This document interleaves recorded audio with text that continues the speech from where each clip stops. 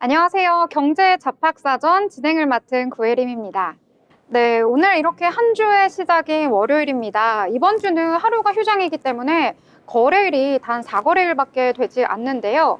하지만 이번 주에는 주요 일정들이 많기 때문에 굉장히 바쁜 한 주가 될 것으로 예상이 되고 있습니다. 이 삼성전자와 LG전자의 잠정 실적 발표도 예정되어 있고요. 또 한국은행 같은 경우에는 금융통화위원회, 그리고 현지 시간 10일 미국의 9월 CPI까지 이 갈피를 잡지 못하고 흔들리고 있는 우리 증시, 이번 주에는 방향성을 찾을 수 있을지 저희 방송과 함께 해보실 텐데요. 먼저 지난주 금요일 미국 증시부터 살펴보도록 하겠습니다. 이 뉴욕 3대 지수 일제히 상승을 하면서 좋은 분위기 속에서 마감을 했는데요. 이 9월의 고용 지표가 발표가 됐는데 서프라이즈가 나왔습니다. 이 경기 연착륙에 대한 기대감 속에서 이 매수세가 유입된 것으로 분석이 되고 있는데요. 또 국채금리와 달러 가치는 급등하고 있는 모습까지 나타났습니다. 이 필라델피아 반도체 지수 같은 경우에는 1.6% 상승을 했고요. 반도체주 전반적으로 강세를 보이면서 우리 증시에도 그 영향을 미치고 있는 것으로 풀이가 되고 있습니다. 또 이번 주에는 테슬라가 로보택시를 발표를 하는데요. 이 영향인 걸까요? 지난 금요일에 3.9% 오르면서 250달러 선에서 마감을 했습니다. 이 미국의 연착륙 기대감 속에서 은행주들도 전반적으로 강세를 보였고요. 이 반면에 고금리 기조가 좀 길어질 수 있다는 우려 속에서 부동산 관련주들은 전반적으로 하락하는 모습을 보였습니다. 자, 그렇다면 오늘 시장에서 우리가 주목해봐야 할 섹터, 테마들은 어떤 것들이 있는지 함께 알아볼 텐데요. 어떤 것들이 있는지 좀 소개해 주실까요? 네, 일단은 오늘 시장에서 살펴봐야 할 것들이 많지만 그런 가운데에서도 반도체 이야기가 이제 빠질 수가 없습니다. 뭐 짚어주신 것처럼 지난 주말에 이제 필라델피아 반도체 지수가 상승으로 마감을 했습니다. 아무래도 반도체는 우리 시장을 이제 견인하는 테마이기도 하고 참 많은 분들이 사랑해 주시는 우리 대장주 삼성전자를 또 살펴보지 않을 수가 없는데 일단 지금 상태로 보면은 저번 주부터 좀 많이 주춤을 한 모습입니다. 반도체 투자를 좀 하시는 편이실까요? 일단 저 같은 경우에는 좀 변동성이 큰 소형주를 좋아하기 때문에 네. 대형주는 건들지 않습니다. 네.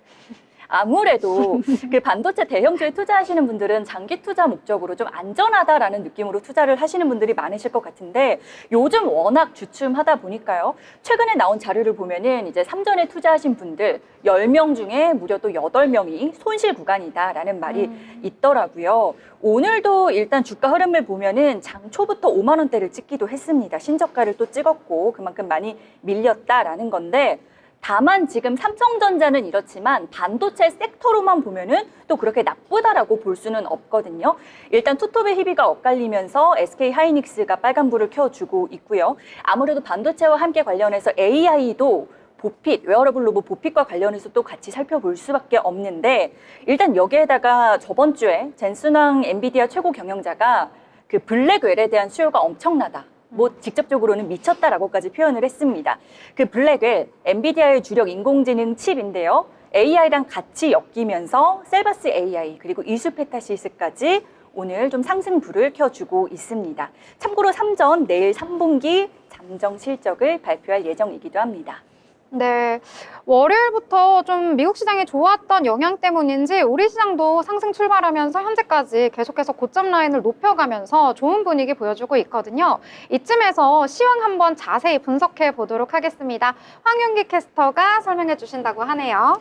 네, 안녕하세요. 오늘의 시황 캐스터를 맡은 황윤기입니다.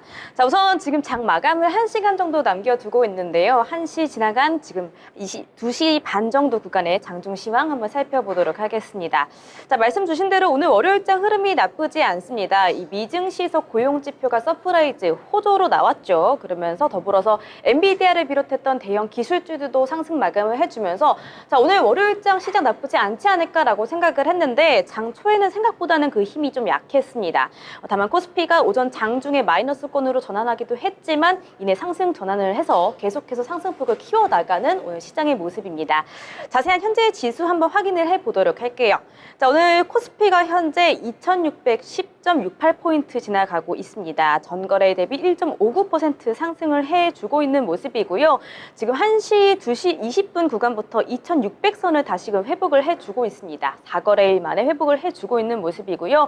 지금 3거래일 연속 코스피 상승 이어나가고 있고 사실 오늘 코스닥의 상승의 힘이 조금 더 강했는데 마감으로 갈수록은 지금 코스피 시장의 상승률이 조금씩 더 커지고 있습니다.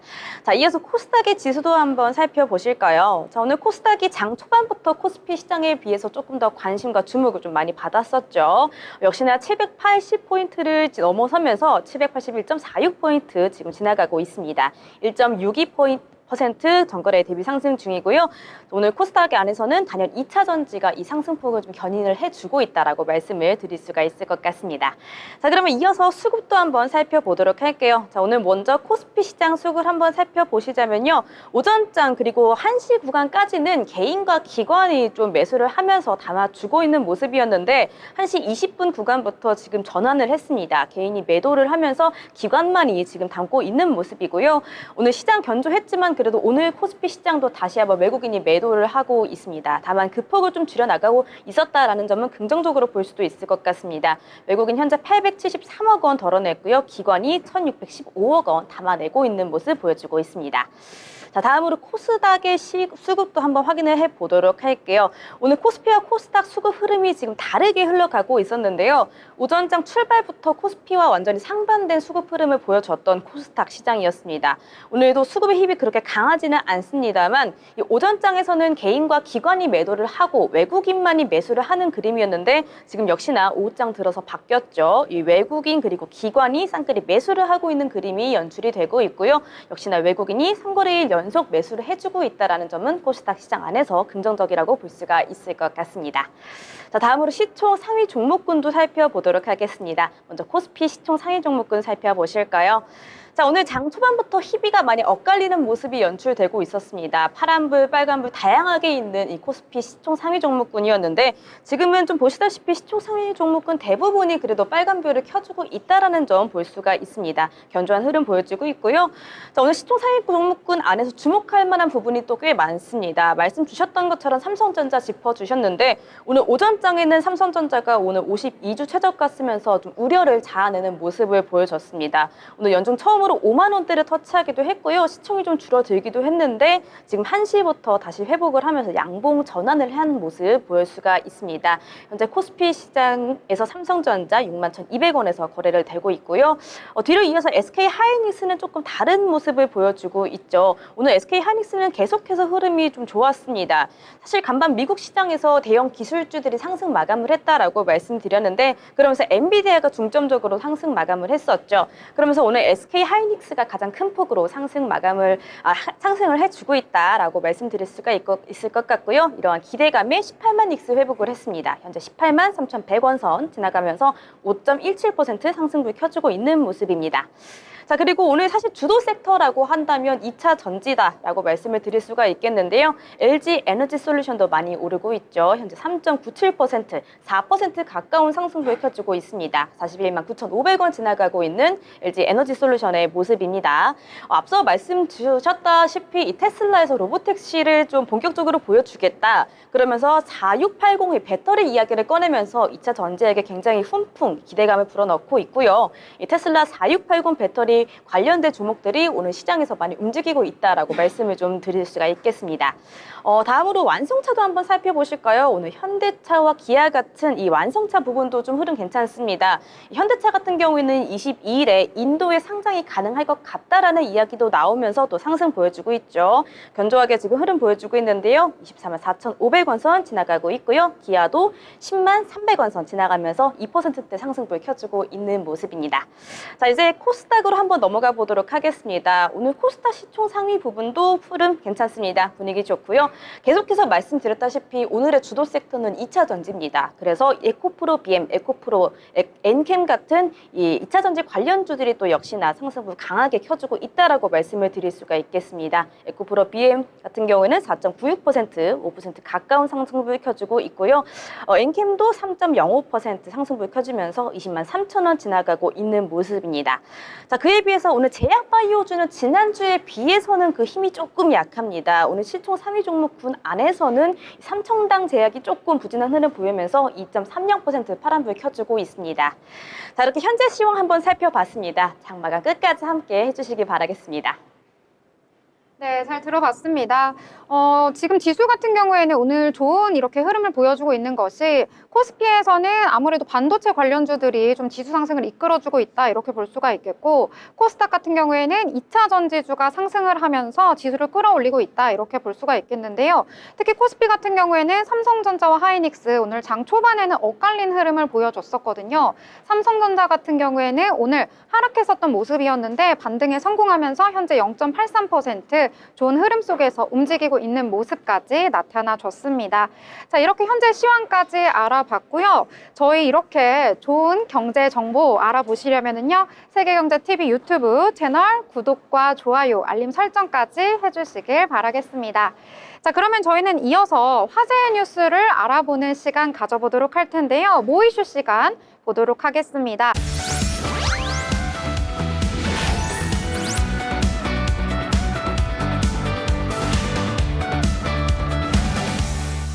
네, 그러면 저희는 편지혜 기자의 모 이슈 시간 가져보도록 하겠습니다. 기자님 어서 오세요. 네, 안녕하세요. 네, 반갑습니다. 자, 그럼 기자님과 함께 이슈 알아볼 텐데요. 첫 번째 이슈부터 함께 확인해 보도록 하겠습니다. 편지혜 기자와 함께 오늘의 이슈, 첫 번째 이슈는요, 바로 정치 소식입니다. 이 올해 22대 국회의 첫 국정감사에서 재계 총수와 주요 경영진, 또 아이돌 스타까지 증인으로 채택이 됐다는 소식이 전해졌는데요. 자세히 설명해 주시죠. 네, 맞습니다. 22대 국회가 첫 국정감사가 오늘부터 시작됩니다. 네, 첫날인 오늘은 모두 10개의 상임위에서 국감이 진행되는데요. 이재명 대표의 사법 리스크와 김건희 여사의 여러 의혹들을 놓고 치열한 공방이 예상되고 있습니다. 이러한 가운데 이번 국감에서는 재계 주요 인사들이 대거 증인으로 나오게 됩니다. 현대차 정의선 회장, 삼성전자 정호진 부사장과 노태문 사장, 그리고 한화의 김동관 부회장까지 포함되기도 했습니다. 그뿐만 아니라 산업기술 유출 문제와 공정거래 이슈들까지 다룰 예정이라고 합니다. 또한 노동 관련 이슈로 쿠팡 대표들이 증인으로 채택되기도 했고요. 무엇보다 뉴진스의 한이도 직장 내 괴롭힘 문제로 참고인으로 채택이 되면서 국감장에 서게 될 것인지 주목되고 있습니다. 네, 그렇군요. 이렇게 국정감사 이슈까지 나오고 있다고 하는데요. 자, 그러면 저희는 또 다음 내용을 알아보도록 하겠습니다. 잘 소개를 해주셨는데 지금 뉴진스의 한이가 증인으로 채택된 부분이 눈길을 끌고 있습니다. 아무래도 아이돌 스타의 증인 채택 이례적인 일이기 때문에 그렇지 않을까 싶은데요. 이 배경에 대해서도 설명해 주시죠. 네, 한이는 최근 유튜브 라이브 방송에서 매니저로부터 괴롭힘을 당한 경험을 고백하기도 했었는데요. 우리 아나운서님들도 보셨는지요? 보지는 네. 못했어요. 이 사건이 알려지면서 노동 문제로까지 확대되기도 했었습니다. 팬들 사이에서도 고용노동부에 그 관련 민원이 접수될 정도로 논란이 커지기도 했었는데요. 이에 따라서 한이와 하이브의 최고 인사 책임자도 증인 명단에 포함되기도 했던 겁니다. 네, 그렇군요. 이 아이돌 스타의 증인 채택, 지금 이목이 쏠리고 있는데요. 이 정치권에서도 이 문제를 노동 문제로 볼 수 있는지 논란이 있다고 하던데요. 네, 그렇습니다. 아이돌은 계약 관계로 일하는 개인 사업자라는 시각도 있기 때문에 직장 내 괴롭힘이 근로기준법 위반인지 여부가 논란이 되고 있습니다. 여야는 이 부분을 집중적으로 다룰 예정이라고 밝혔습니다.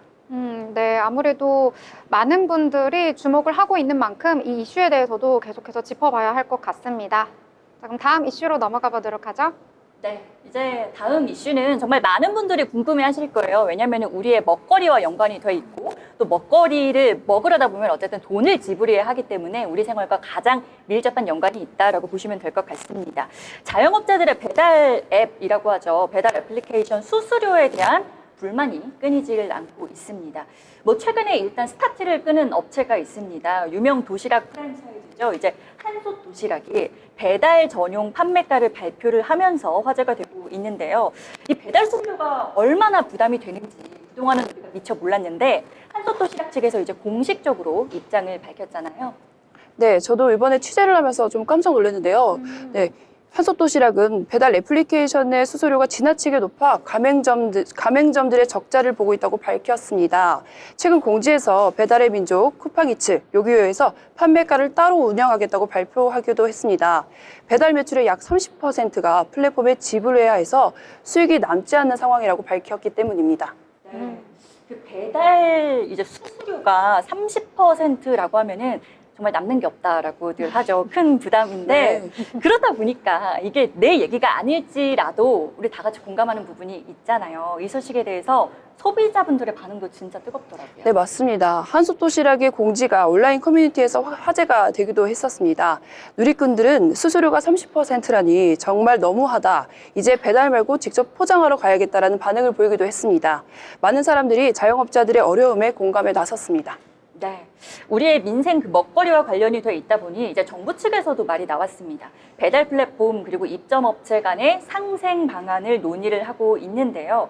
만약에 이게 협의가 잘 되지가 않으면 그러니까 입법을 통해서 해결하겠다라는 방안도 내놨다고 하더라고요. 네, 한기정 공정거래위원장이 최근 발언에서 상생협의체에서 만족할 만한 방안이 나오지 않는다면 입법을 통해 제도 개선을 검토하겠다고 밝혔습니다. 배달 수수료 문제를 해결하기 위해 정부와 플랫폼 업체, 입점업체들이 협의 중인데요. 정부는 사회적 기대에 미치지 못하면 직접 나서겠다는 입장을 밝힌 상황입니다.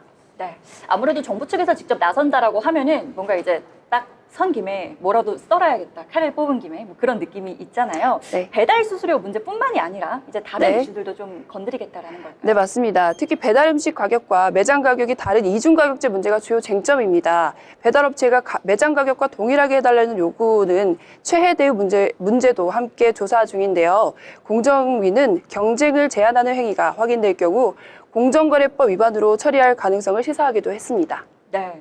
그런데 이게요, 찾아보다 보니까 단순히 뭐 소비자와 플랫폼 뭐 이런 관계에서 끝나는 게 아니라요, 플랫폼들 사이에서도, 그러니까 배달의 민족 그리고 쿠팡이츠 이 둘 사이에서도 갈등이 있었잖아요. 네, 두 플랫폼이 이중가격제 문제로 공방을 벌이고 있었습니다. 한기정 위원장은 이 문제에 대해서도 면밀히 조사할 계획이라고도 밝혔습니다. 네. 그 입법 가능성까지 이제 거론이 된 상황인데 조금 더 구체적으로요, 어떤 형태의 규제가 이제 논의가 되고 있을까요? 네, 공정위원회는 거대 플랫폼과 독과점을 규제하는 법 개정안을 추진 중에 있습니다. 쿠팡과 배달의 민족과 같은 대형 플랫폼들이 주요 대상입니다. 여기에 자영업자 보호를 위한 추가 규제도 함께 검토되고 있는 상황입니다. 네, 앞으로 논의가 어떻게 될지 좀 잘 지켜봐야겠습니다. 이어서 이제 다음 이슈로 넘어가 보도록 할게요. 요즘에 청년 세대 사이에서요, 뭐 여러 가지 문제가 있지만 세상에 연애 불황이 이제 심화되고 있다라고 합니다. 아무래도 경제적인 어려움이 있다 보니까 나는 연애조차 좀 사치다, 이런 분위기가 좀 퍼지고 있는데요. 연애를 포기하는 청년들이 많아지고 있는데 경제적인 이유가 정말 그렇게 다 크다고요? 네, 그렇다고 합니다. 우리 구혜림 아나운서와 박보람 아나운서는 젠지 세대가 정확히 어떤 세대인지 알고 계시나요? 젠지요? 네, 젠지. MZ는 들었는데 네. 젠지는 지밖에 모르겠는데요. 네, 젠지는요, 1990년대 중반부터 2010년대 후반에 태어난 그 세대라고 하는데요. IT 기계를 많이 접하고 자유롭게 사용할 수 있는 세대라고 합니다. 그 세대가 지금 최근 조사에 따르면 24.5%가 연애를 필수로 여기지 않는다고 답했다고 합니다. 생활비 부담이 커지면서 연애를 사치제로 느낀다고 하는데요. 연애를 하더라도 외식이나 영화관 데이트 대신 집에서 음식을 해 먹거나 등산 같은 저비용 데이트를 선호하는 경우가 늘어나고 있다고 합니다. 네. 그 제가 지금 잠깐 헷갈리는데 이제 김연자 선생님의 노래 가사 중에 아마 연애는 선택이다라는 말이 네. 있었나요? 참 미리부터 한 발짝 좀 나아가신 분이다. 뭐 갑자기 그런 생각도 듭니다. 아무래도 이렇게 점점 경제적으로 어려워지다 보니까 데이트를 한다라고 하더라도 이제 데이트 비용이 좀 줄어들고 있다고 하잖아요. 네, 어떨까요? 지난해 2030 그 미혼 남녀의 데이트 비용은 평균 74,700원으로 오히려 그 코로나 이전이었던 2022년보다 줄어들었다고 합니다. 식사나 커피, 영화 등 데이트 코스의 가격이 계속 오르다 보니까 지출을 줄일 수밖에 없었던 것입니다. 이런 현상은 한국뿐 아니라 미국에서도 비슷하게 나타나고 있는 현상이라고 하는데요. 경제적 어려움이 청년들의 연애와 사회적 활동을 줄이고 있는 것입니다. 네, 그나마 다행이라는 생각이 드는 게 우리나라뿐만이 아니라 이제 글로벌적으로 다 같이 연애 비용을 좀 줄이고 있다라는 점에서 이게 참 안도를 해야 할지 다 같이 슬퍼해야 하는 문제일지 잘 모르겠습니다. 데이트 코스 관련한 업종들도 이제 또 영향을 그만큼 많이 받고 있다고 하잖아요. 네, 대표적으로 데이트 장소인 영화관은 매출이 코로나19 이전에 비해 3분의 2 정도 수준으로 떨어졌습니다. 주점과 숙박업소 같은 업종도 크게 감소했는데 특히 간이주점은 37%나 줄어들었다고 합니다. 또 대학가를 또 가보면요, 그 연인들로 붐비던 상가에 공실이 아주 많아졌다고 합니다. 네. 그런데 이제 반면에 연애 쪽으로는 오히려 주춤하는 이 시장이 반대로 결혼 시장에는 또 호황이 이루어지고 있다고요. 네, 결혼정보회사를 찾는 사람들은 오히려 크게 늘어났다고 하는데요. 청년들이 연애에 돈을 덜 쓰고 있는 현상이 확실한데도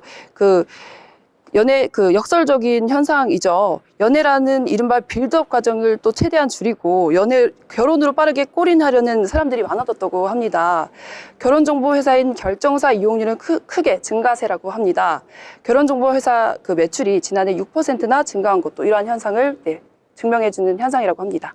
네, 정말 다 같이 하나가 이렇게 휘청거리기 시작하면은 연쇄적으로 모든 것들이 다들 좀 어려워지는 것 같습니다. 이렇게 경제적인 어려움이 또 청년들의 연애, 결혼에까지 영향을 미치고 있다라는 소식까지 오늘 이야기 잘 들어봤습니다. 감사합니다. 감사합니다.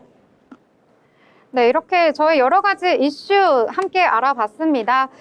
저희 이렇게 이슈 계속해서 따라가고 싶다면요, 세계경제TV 채널 구독과 좋아요, 알람 설정까지 해주세요.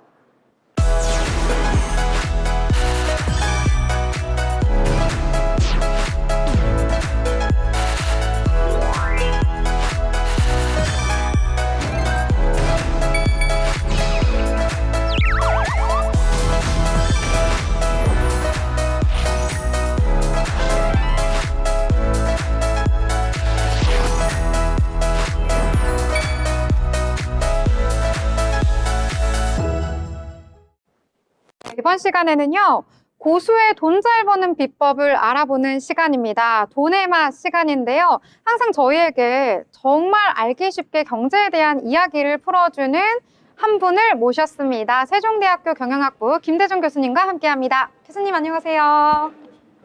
네, 교수님 언제나처럼 너무나도 알기 쉽게 경제 지식 알려주시고 또 최근에는 책도 내셨어요. 성장하는 2025 경제 대전망이라는 책까지 내셨는데요. 오늘 저희에게 또 경제 꿀팁을 하나 또 알려주신다고 합니다. 하나씩 질문을 해보도록 하겠습니다.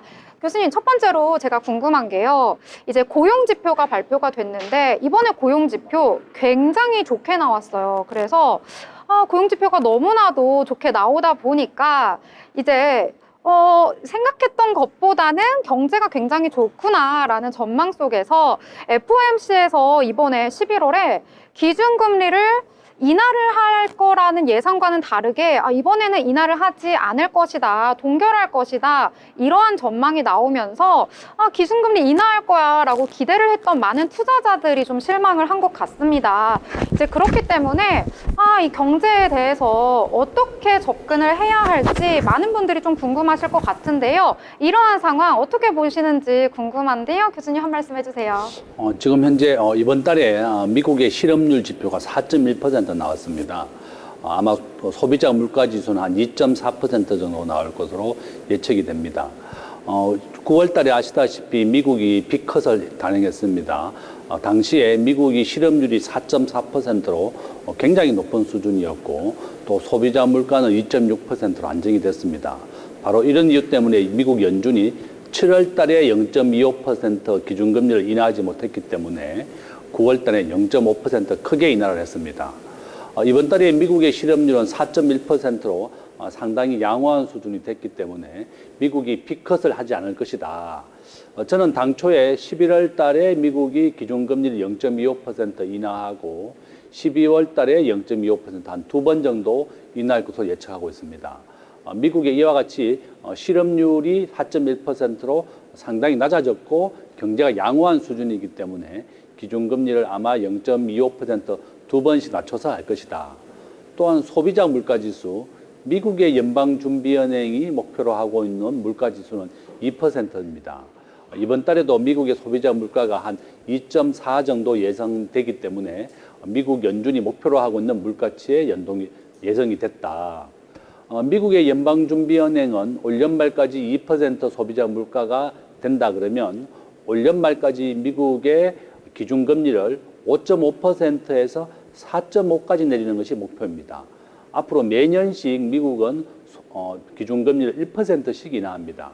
올 연말까지 4.5%, 내년 2025년에는 3.5%, 2026년에는 2.5까지 내릴 것으로 이미 예정이 되어 있습니다.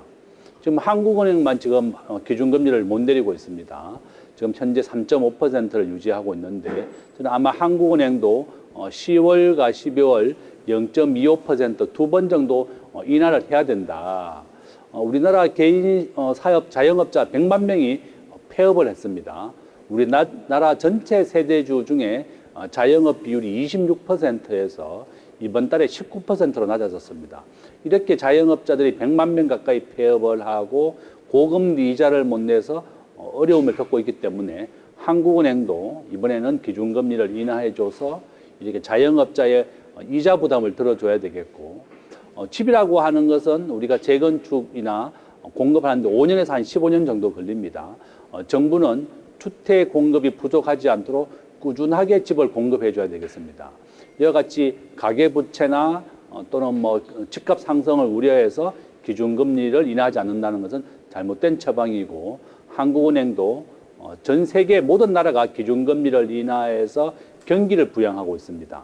한국은행도 세계적인 추세와 함께 따라가야 되겠다, 이렇게 말씀을 드립니다. 네.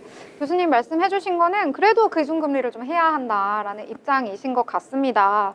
자, 그런데 또 많은 분들이 걱정하는 게 사실 거래량이 활발해야지, 그래도 사람들이 많이 주식을 사고 팔고 하는구나, 좀 활성화되어 있구나, 이렇게 볼 수가 있잖아요. 그런데 이 거래소에 따르면은요, 이 9월에 국내 증시 일평균 회전율이 1.02% 올해 최저치라고 해요. 그러니까 사람들이 지금 주식 시장에 많이 참여하지 않고 있다. 그러다 보니까 거래가 활발하지 않고, 그러다 보니 좀 주식 시장이 침체되고 있는 것이 아닌가, 이러한 의견이 나오고 있는데, 이럴 때 저희 같은 좀 개미 투자자들 어떻게 해야 될까요? 주가라고 하는 것은 거래량이 그림자라, 이런 말이 있습니다. 거래량이 늘어나야지 주가가 오른다는 뜻이죠. 글로벌 주식 비중을 보면 미국이 60%, 일본이 5%, 중국이 4%, 한국은 1.5%밖에 안 됩니다. 그러니까 전체 전 세계 거래량을, 주식 시장을 본다 그러면 미국, 일본은 지금 현재 신고가를 계속 갱신하면서 주가가 상승하고 있습니다. 이것은 우리나라 정부도 또 우리나라 국회도 큰 책임이 있다, 이렇게 볼 수가 있고요. 지금 현재 우리나라는 법인세가 전 세계에서 제일 높은 나라입니다. 26%이고 최근에 검투세까지 얘기가 나왔습니다. 싱가포르는 정권거래세를 제외하고 배당세, 소득세, 상속세도 0원입니다. 모든 세금이 없습니다. 그래서 싱가포르는 전체 상장 기업의 35%가 해외 기업인데, 우리나라는 지금 현재 2,500개의 기업이 상장되어 있고 시가총액 2,500조입니다. 전 세계 시가총액 중에 1.5%를 차지하고 있는데 해외 기업은 한 3개 정도밖에 없습니다. 중국의 좀 부실한 기업 3개 정도만 한국에 상장되어 있고, 또한 한국은 이미 거래세를 받고 있는 데다가 배당세, 소득세까지 다 받고 있고 검투세까지 추가된다고 하니까 당연히 거래량이 줄어들 수밖에 없습니다. 똑같은 제가 1994년도에 정권회사 입사를 했는데 당시에 종합주가지수가 1000포인트였습니다. 오늘 현재 30년이 지났는데 겨우 2.6배 올랐습니다. 정말 부끄럽고, 미국의 나스닥이 같은 기간에 한 20배 정도 올랐고, 삼성전자가 100배 올랐습니다. 애플은 같은 기간에 한 2000배 정도 올랐고, 서울의 엄마 아파트 12배 정도 올랐습니다. 결론은 우리가 종합주가지수에 투자해서는 안 되고 성장할 수 있는 우량한 종목에 투자해야 된다, 이렇게 말씀을 드리고, 저는 주식 투자하시는 분들한테 한 얘기합니다. 글로벌 비중에서 미국과 한국이 60대 1.5%이기 때문에 우리가 주식에 투자하는 적정한 비율은 90%는 미국의 1등 주식 배터리고 나머지 10%는 한국의 1등 주식 삼성전자다. 일등 주식에 투자하는 것이 가장 안전하고 좋은 것이다. 거래량이 줄어든 것은 국회와 정부의 책임이 상당히 있다. 싱가포르처럼 세금을 깎아줘서 기업 투자를 활성화하는 것이 좋은 것이다. 이렇게 말씀을 드립니다. 네, 정말로 지금 뭐 냉정하게 상황을 좀 잘 짚어주셨다라는 그런 생각이 듭니다. 물론 뭐 전문가님이시니까 더 그 보는 시야가 다르실 거예요. 사실 많은 분들이 생각하기로는 그냥 쉽게 생각해서 이제 하반기에 금리가 인하가 되니까 주식시장에도 좀 훈풍이 불지 않을까라고 생각을 했는데 우리 기대랑은 좀 다르게 가는 경향이 없잖아 있잖아요. 지금까지 그래서 뭐 거래량 얘기 나온 김에 좀 연관해서 마지막 질문을 하나를 더 드리고 싶은데 아무래도 지금 보시는 분들이 또 가장 궁금해 하실 것 같거든요. 이 질문을. 뭐 연기금도 지금 뭐 국장에서 좀 빠져나가고 있는 추세이기는 합니다만 그래도 우리의 국장을 우리는 버릴 수 없다라는 그런 가정하에 우리 이제 교수님께서 보시기에 뭐 앞서서 뭐 성장하는 쪽 말씀을 해주시기는 했어요. 그래도 이런 테마만큼은 그래도 국장에서 우리가 조금 계속해서 접근을 하고 좀 지금부터라도 모아가기에 괜찮을 것 같다. 좀 관심 있게 혹은 좀 긍정적으로 보시는 그런 테마가 있으실까요? 우리나라는 무역 의존도가 75%입니다. 국가 GDP 중에 수출과 수입이 차지하는 비중을 우리가 무역 의존도라고 이 75%라는 것이고 일본은 반대입니다. 무역 의존도가 25%예요. 일본은 내수 중심사입니다. 또 우리나라는 수출과 수입으로 먹고 사는 나라이기 때문에 이렇게 반도체, 석유화, 자동차, 기계가 우리나라 전체 수출의 상위를 차지하고 있습니다. 저는 이제 우리 국민들이 주식 투자하시는 분들이라 그러면 저는 항상 1등 주식, 시가총액 1등은 지금 현재 삼성전자지만 굉장히 어려움을 겪고 있습니다. 삼성전자는 4개의 파트로 물러납니다. 반도체, 스마트폰, 통신장비, 가전 이 4가지 파트인데 반도체에 대해서 낸더 플래시에 너무 집중을 하게 되면서 HBM 반도체나 인공지능 반도체에 대한 투자를 실게 했습니다. 그리고 낸더 플래시에 대한 집중적인 투자로 인해서 HBM 반도체, 인공지능 반도체에 대거 인력이 해고가 되고 이 많은 해고된 사람들이 하이닉스 반도체가 올렸습니다. 바로 이런 이유 때문에 하이닉스 반도체가 HBM 반도체를 삼성전자보다 더 빨리 엔비디아에 납품을 하게 되면서 이번 3분기에는 하이닉스 실적이 삼성전자를 능가할 것 같습니다. 아마 한 6조 7천억 정도 지금 예상이 되고 있고 삼성전자는 한 6조 미만이 될 걸로 보입니다. 이렇게 대역전이 일어난다. 삼성전자도 이렇게 방심해서는 안 되겠고 삼성전자는 전 세계 스마트폰 이익의 90%는 애플이 가져갑니다. 스마트폰을 가장 잘 파는 것은 삼성전자지만 이익률이 굉장히 낮습니다. 애플은 전 세계 스마트폰 시장 이익의 90%를 가져가고 있고 가전시장은 또 LG에 선점을 당했습니다. LG는 구독 경제를 활성화하면서 지금 가전제품도 2년마다 한 번씩 바꾸는 구독 경제를 실시하고 가전제품 1위 지금 현재 LG전자와 삼성이 치열한 경험을 벌이고 있는데 이번 분기에 LG전자는 가전제품에서 1조 이상 이익이 납니다. 결론적으로 삼성전자가 미래를 내다보고 장기적인 전략을 추구했어야 되는데 이런 단기적인 전략이라든지 장기적인 전략에 다 실패를 했기 때문에 메모리 반도체에 대해서 위상이 추락하고 있다. 결론은 삼성전자가 앞으로 미래를 내다보고 장기적인 전략을 추구해야 될 것이고 저는 우리나라에서 가장 대표하는 기업 삼성전자, 또 자동차, 현대자동차 그리고 우리 국민들이 가장 안심하고 투자할 수 있는 부분은 식품 부분입니다. 우리나라 지금 현재 농심을 포함해서 식품 기업들 K방산과 함께 계속 수출을 계속 지속적으로 했습니다. 금년 현재 기준으로 우리나라 전체 방위산업이 미국 다음으로 세계 2위까지 올랐습니다. LIG 넥스원이나 하나 에어로스페이스 같은 이런 방위산업이 강화산업이 되고 아마 조기에 전쟁이 종식되지 않을 것 같습니다. 러시아와 우크라이나 전쟁도 계속될 것이고 이스라엘의 입장에서도 전쟁을 종식하게 되면 네타냐후가 실각을 하기 때문에 계속 전쟁을 이어갈 것이다. 결론은 한국이 앞으로 이런 방위산업, 한국의 K푸드에 대한 식품산업은 계속 증가할 것이다. 이 두 가지 테마를 계속 봐줘야 되겠다. 이렇게 말씀을 드리겠습니다.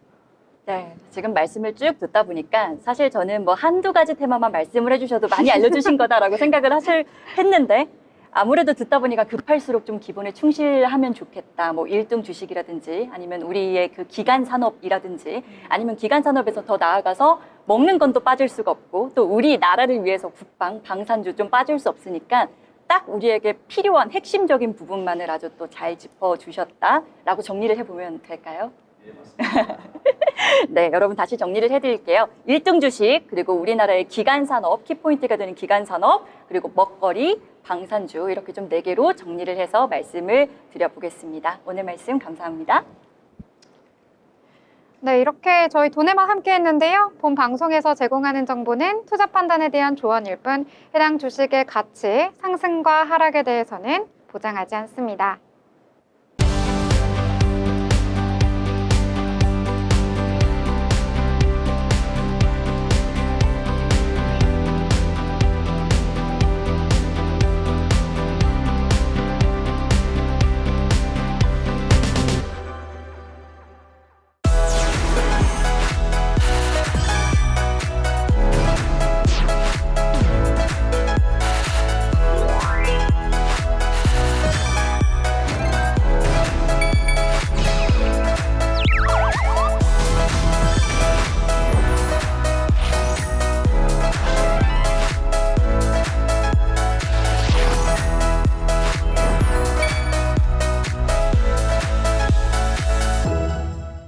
네, 이번 시간은요. 이재규 기자와 함께 다양한 건설, 부동산 이슈를 짚어보는 시간입니다. 마켓 트렌드 시간인데요. 이재규 기자님 어서 오세요. 네, 안녕하세요. 네, 오늘 함께 부동산에 대한 이야기 나눠보도록 하겠습니다. 이번에 가져온 주제가요. 이 수도권 주택거래와 관련해서 이 대규모 위법 의심 거래가 적발됐다는 소식을 가져왔다고 하는데요. 구체적인 내용 전해주세요. 네, 안녕하세요. 그 구혜림 기자는 집을 파실 때 그 단체 채팅방에서 얼마에 내놓으셨나요? 아, 얼마에들 내놓으셨구나. 그럼 얼마 이하로는 내놓으면 안 되겠네요 하고 의논하면 형사법상 죄가 될까요? 안 될까요?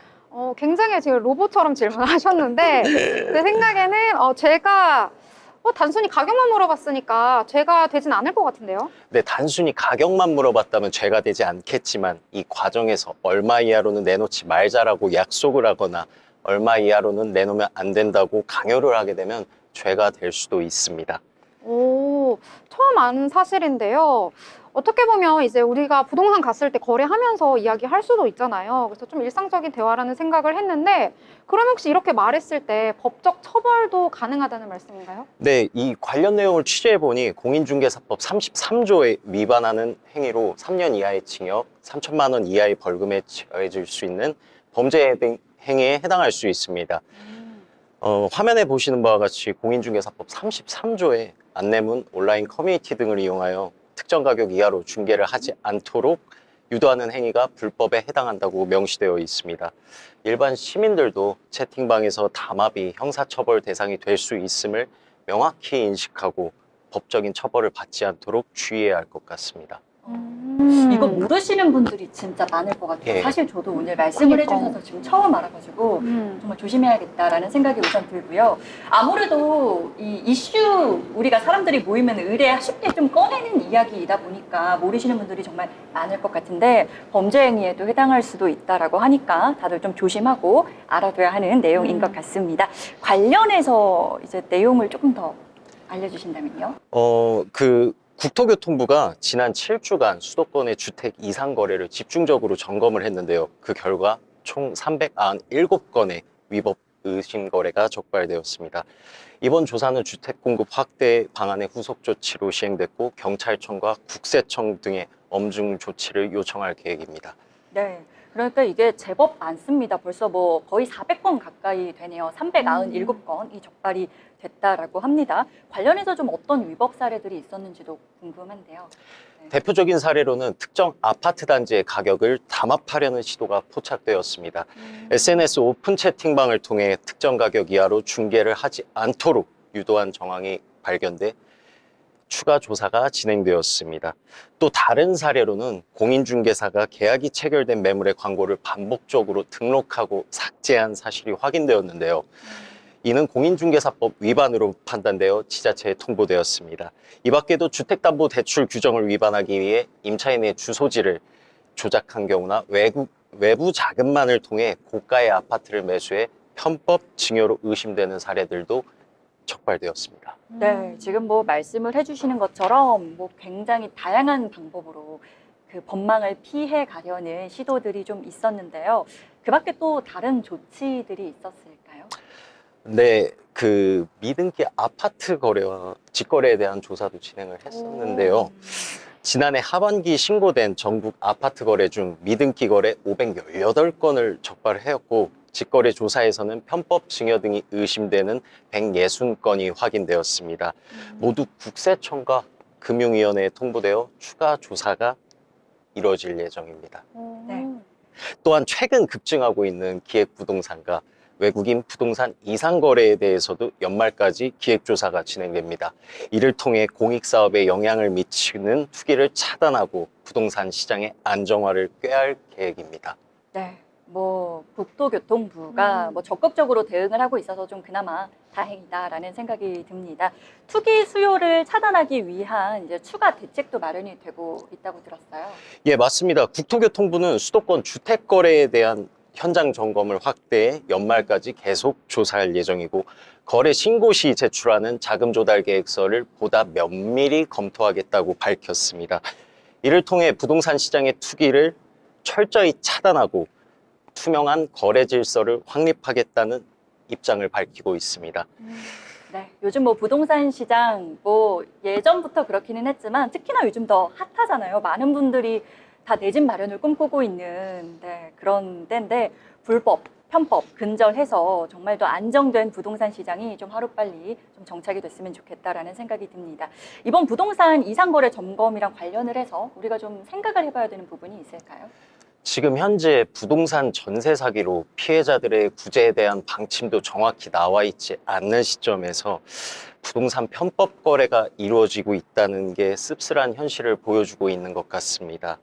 부동산 침체다, 부동산이 다시 뜨고 있다 등 부동산 시장 자체가 혼탁한 와중에 우리 모두가 부동산 만능주의에 대해 빠져 있는 것은 아닌지, 부동산 앞에서 도덕도 양심도 모두 무너져 버린 것은 아닌지에 대해서 생각해 봐야 되는 시점인 것 같습니다. 네. 이렇게 부동산에 대한 전반적인 이야기 해주셨는데요. 그 중에서도 뭐 전세 사기라든지 부동산을 통한 불법과 관련된 여러 가지 이야기 해주셨습니다. 이야기 해주신 이재규 기자님, 감사합니다.